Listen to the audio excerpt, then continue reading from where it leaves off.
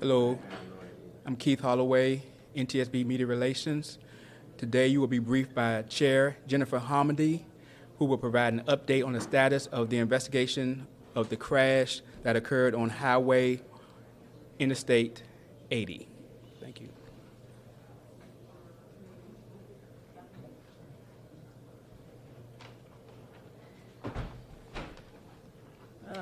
We have member Inman out here.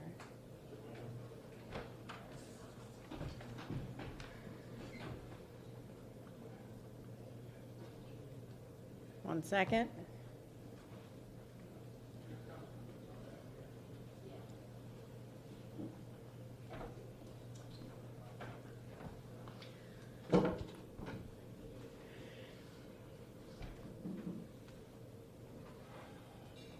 Thank you for joining us. My name is Jennifer Homendy, and I'm chair of the National Transportation Safety Board. With me today is member Todd Inman and our investigator in charge, Kenny Bragg. The National Transportation Safety Board is an independent federal agency. We're charged by Congress with investigating transportation disasters, including significant crashes on our highways. Our entire mission is to determine how a crash happened, why it happened, in order to prevent it from reoccurring. At the end of our investigation, we issue a probable cause, a set of findings, and safety recommendations, which again are aimed at preventing that crash from reoccurring. We are an independent federal agency. We are not part of the U.S. Department of Transportation. As such, we issue safety recommendations, but we work at the end of our investigation to get those safety recommendations implemented so we can improve safety going forward. Now, yesterday we launched a multidisciplinary team to Swanton, Ohio, to investigate a series of 3 crashes on Interstate 80.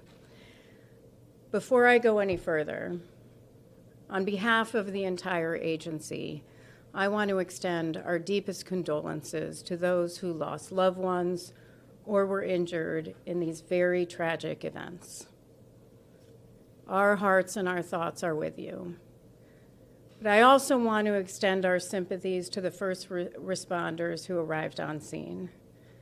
These were tragic events, and it can be very devastating. We know that because we are at these crashes. A number of our personnel are former first responders or continue in volunteer fire service. And so our sympathies are with each of you. This is our first full day on scene. So we have a lot of work that we need to do in the coming days. We started off this morning with a briefing from the Ohio State Highway Patrol.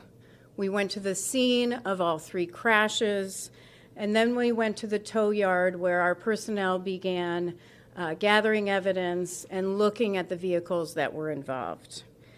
Our team then split up in different investigative groups as they began gathering and documenting the evidence.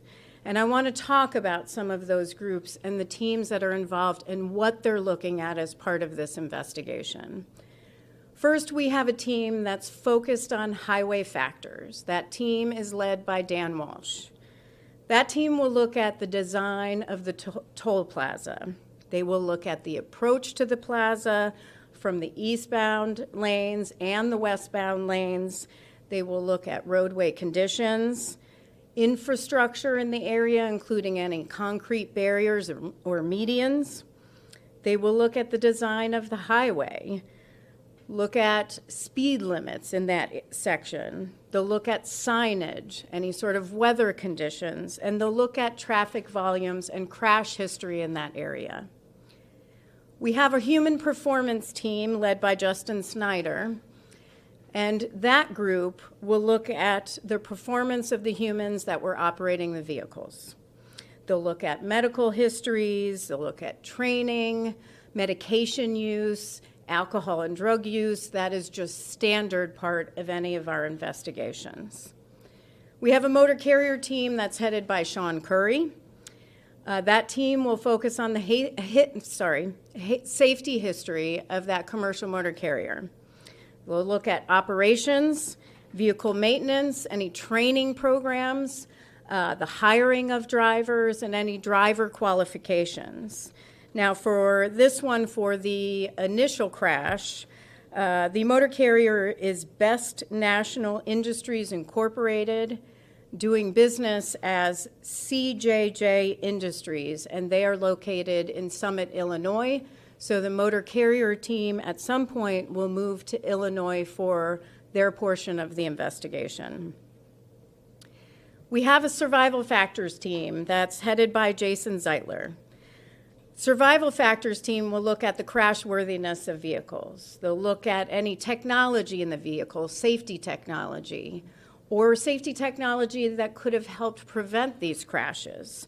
They'll look at seatbelt use, the performance of the first responders, and the transport of victims after the crashes, and other factors that could have saved lives in any of those vehicles or prevented injuries. We also have a team focused on vehicle factors, and that is led by Jerome Cantrell. That team will look at the mechanical condition of the vehicles. We have a hazardous materials team who is led by Crystal Thomas. That team will look at the hazardous materials involved. In the initial crash, the motor carrier was transporting 4 hazardous materials in containers. Those were sulfuric acid, acetone, diesel fuel, and trimethylbenzene. The hazardous materials came out of the vehicles, so they're documenting any damage to the containers themselves and damage to the vehicle and looking at the hazmat involved. We don't have amounts right now, as they're going to have to confirm what was being shipped with the shipping papers. That team is also going to look at any exposure to the first responders as a result of that hazmat or anyone else in the area, whether it was at the tow facilities or anyone in the vehicles. We also have a family assistance team headed by Stephanie Matonic. The family assistance team works with the families after a tragic event who have lost loved ones or were injured in crashes. They will work with them to make sure that they are aware of what we're doing in our investigation, our investigative process, where we are in the process, leading through the issuance of the final report, and even well afterwards as we work towards implementation of our safety recommendations. Now I'm going to turn it over real quick to Kenny Bragg, our investigator in charge for this investigation, but then I'm going to come back and provide additional information, and then we'll move to questions and answers. Kenny. Thank you, Chair. The information that we've developed thus far is preliminary. What we determined so far is that on Thursday, October 15th, at about 5:34 a.m., a 2014 Toyota Highlander was traveling east on Interstate 80 near mile point 49 in the high-speed toll lanes. For reasons we have not yet determined, the Toyota slowed and was struck from the rear by a 2019 Mack truck tractor in combination with a van semi-trailer. After this impact, the Toyota veered off to the right, off the right side of the highway. The truck tractor struck a concrete barrier, overturned, causing the release of its hazardous material cargo. In addition to this crash, we're also going to look at the 2 subsequent crashes. However, because of the number of vehicles and occupants involved in that crash, we're not going to speculate and issue any information about those 2 crashes at this time. Again, this information is preliminary. As the investigation continues, we will update you as we get information in. Thank you, Kenny. So the NTSB works in what we call a party process. We work with those who have technical expertise that can provide us facts that we can use in our investigation as we move forward in developing the specifics around these 3 crashes. They are not part of the analysis, but they are a key part of our fact-finding portion of our investigation.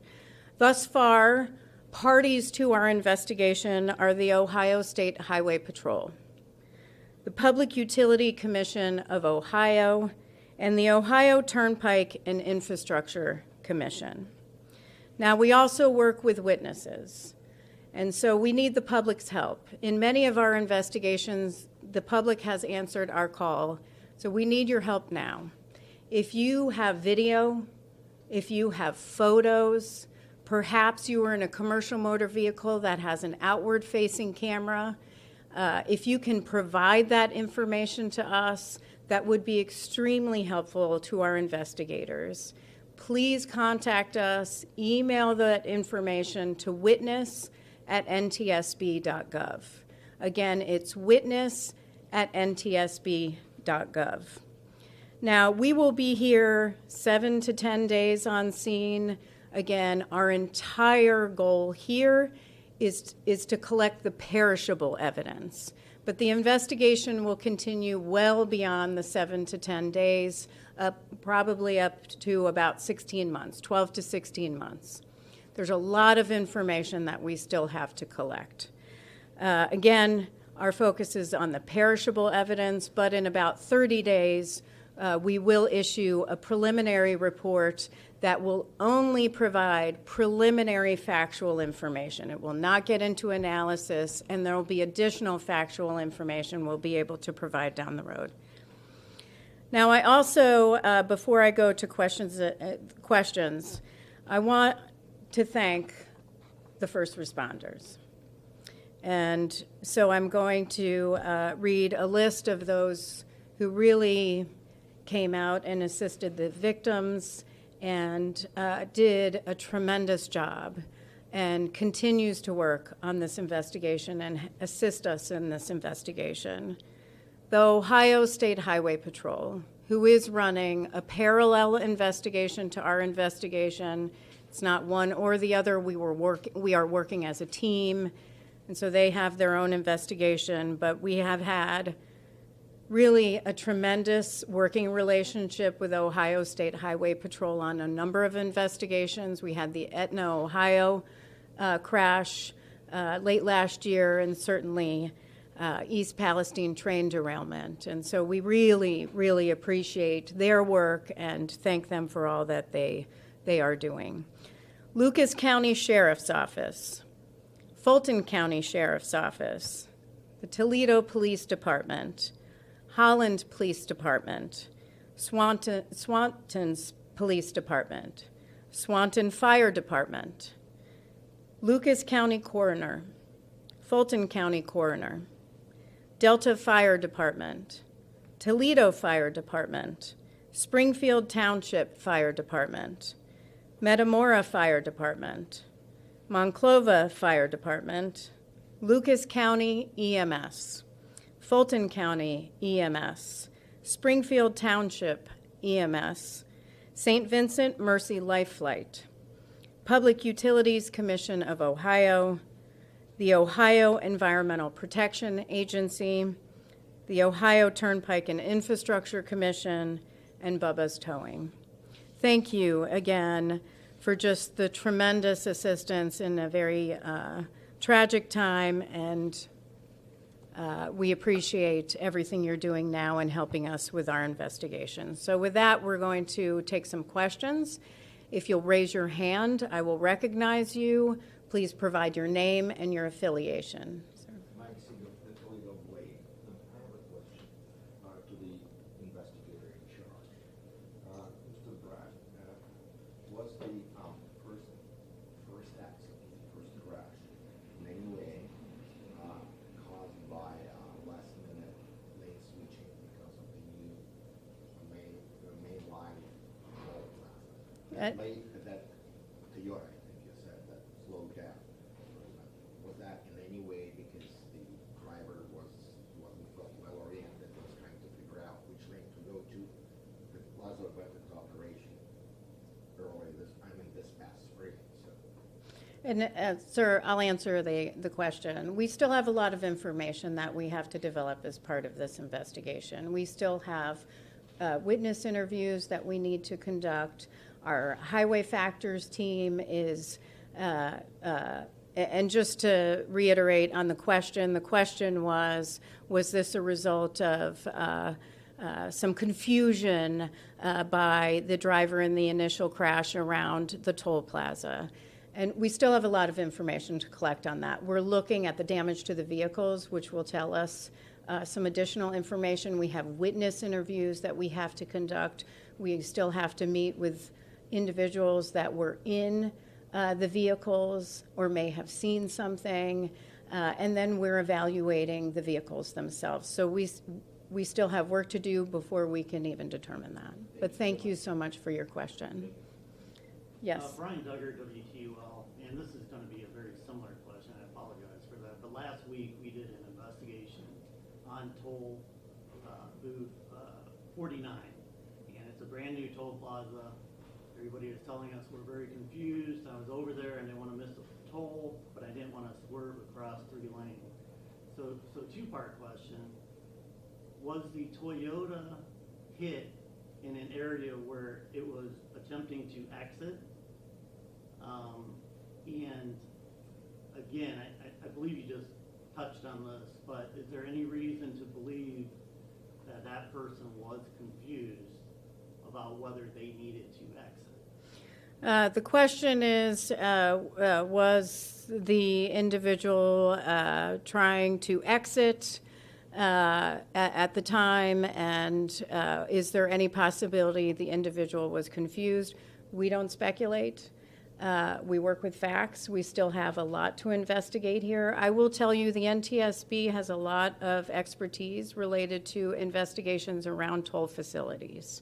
And I will just reference one multi-vehicle collision around Hampshire, Illinois in 2003, where we did an in-depth investigation and focused on the design of the toll plaza and the toll booths there. We issued a number of recommendations regarding the design of toll facilities and the need to create more guidance for states. So that is something we'll look at as part of this investigation as well. Yes? Melissa Andrews, WTOL. There was an arrest already. It seems like just minutes after that third crash yesterday.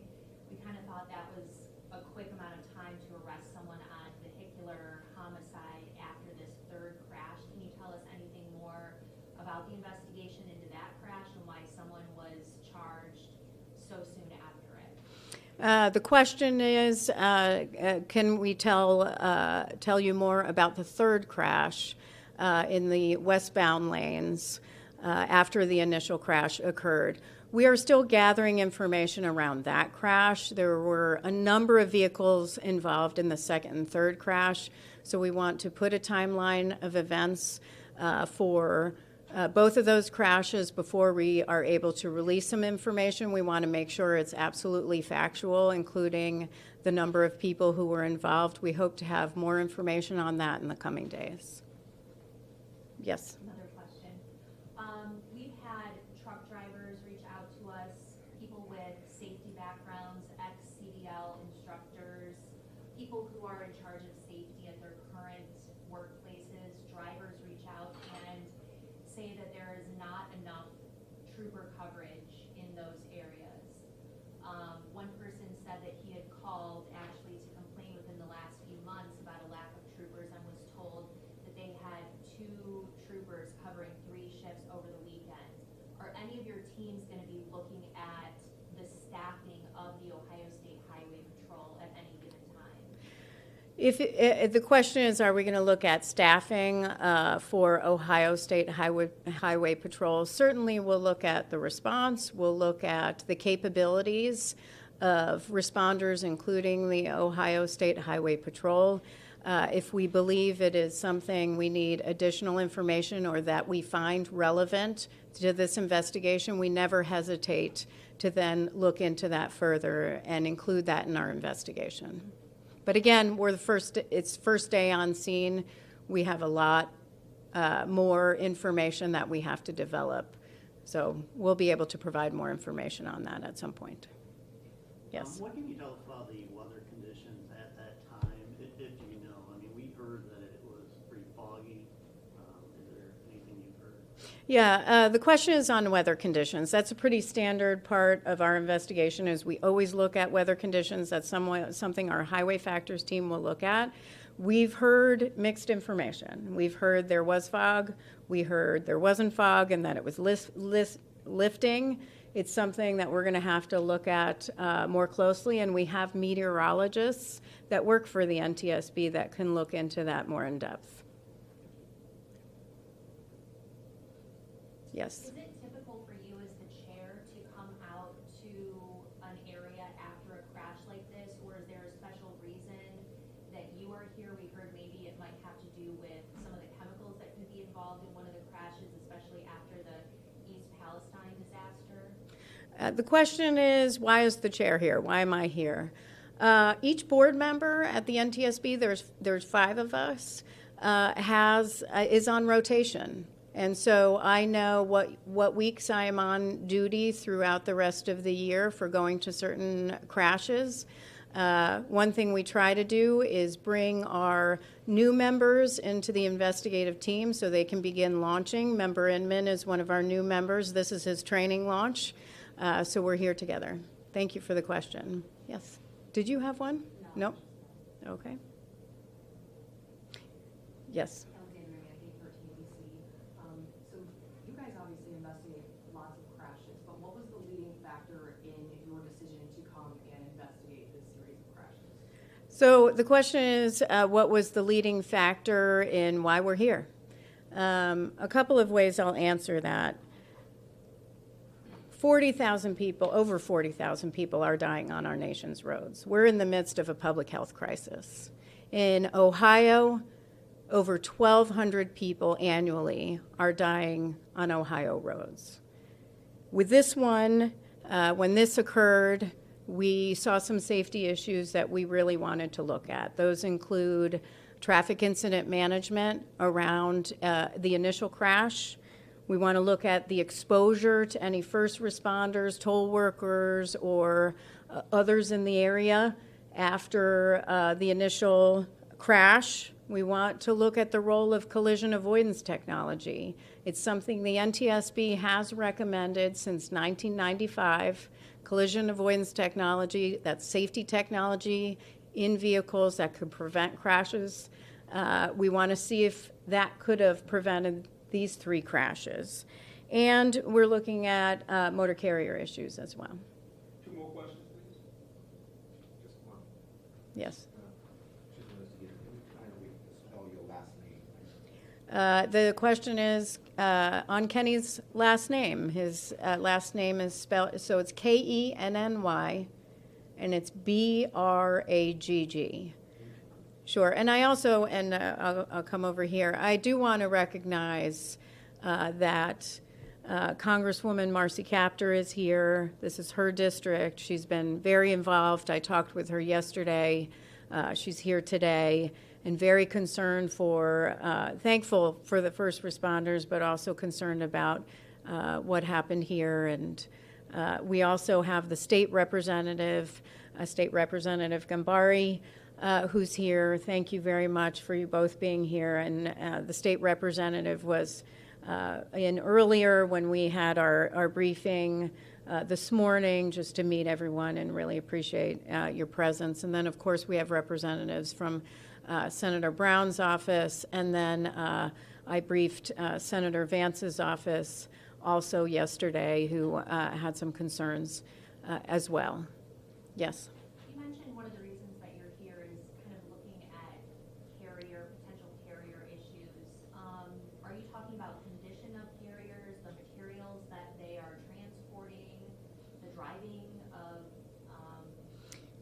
who are transporting? The question is what we're looking at with respect or concerned about with the motor carriers. So our motor carrier issues are something we look at often.